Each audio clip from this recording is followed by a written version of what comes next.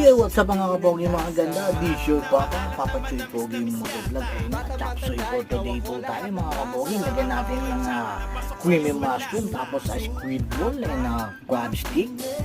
That's it po my chapsoy for today. So ito na yung ating maiwagang sandok. Let's get! Yun, lagyan na natin yung ating crab stick mga kapogi.